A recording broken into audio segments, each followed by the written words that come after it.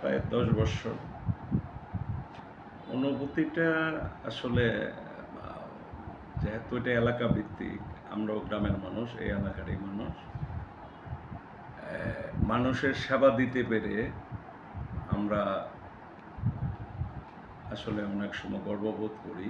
যারা গরিব দুঃখী মানুষ আছে তাদেরকে সহায়তা করার চেষ্টা করি, পাশাপাশি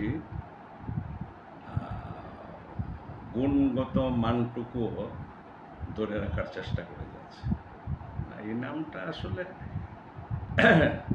নিউ কমফোর্ট, মানে নতুন একটা মানুষ, আল্লাহ তাআলার সৃষ্টি করা একজন মানুষ। আর একটা হলো যে এটার মধ্যে যদি অপারেশন হয় তাহলে তার শরীরের যেই অবস্থানটা, সেটা আমি মনে করি যে অনেকটা পরিবর্তন হয়ে যায়, এবং নর্মাল ডেলিভারি যদি করানো যায় তাহলে সে এবং স্বাচ্ছন্দ্য বোধ করে যতদিন আল্লাহ তাআলা বাঁচিয়ে রাখেন ততদিন সুস্থ জীবনযাপন করতে পারবে। যার জন্য আমরা নর্মাল ডেলিভারির পক্ষে সর্বদাই কাজ করে থাকি।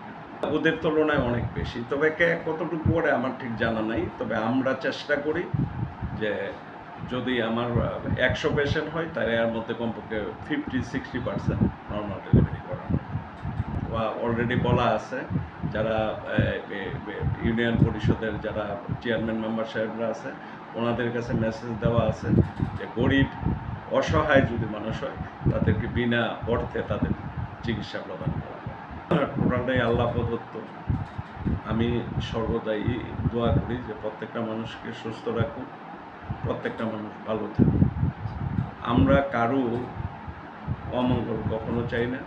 আর কোনো মানুষ এখানে আসবে কাঁদতে কাঁদতে, এখান থেকে বিদায় হবে হাসতে হাসতে, এটি আমরা সবসময় চিন্তা করি বা চাই। আমার এখানে নর্মাল কেবিন আছে, এসি কেবিন আছে, পাশাপাশি আমার যারা ডক্টর আছে, ডক্টরের সংখ্যা আমার খুব বেশি না, কিন্তু যারাই আছে লেভেলের ডক্টর আছে। প্রফেসর আছে একজন, নাক কান গলার ডাক্তার রফ সর্দার সাহেব, পাশাপাশি আরেকজন আছে ডাক্তার ইমদাদুল সাহেব, উনিও সহকারী অধ্যাপক, আরও 1-2 জন আছে দৃষ্টিতে শতভাগ। যখন প্রথম হাসপাতালটা প্রতিষ্ঠান করি 2013 সালে, ডিজিটাল আলট্রাসোনোগ্রাম এবং ডিজিটাল এক্স-রে, এটা একমাত্র নরসিংদী জেলার মধ্যে কমফোর্ট হাসপাতালই প্রথম ছিল।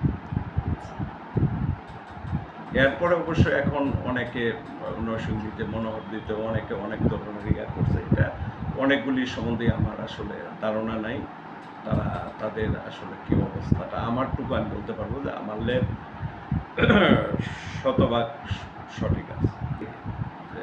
এটা আমি বলবো যে নিউ কমফোর্ট প্রাইভেট হাসপাতাল আগামী দিনে আরও সুন্দর, আরও সুশৃঙ্খল, আরও সুন্দরভাবে মানব সেবা দেওয়ার জন্য আমরা সর্বদা প্রস্তুত থাকবো এবং এগিয়ে যাব।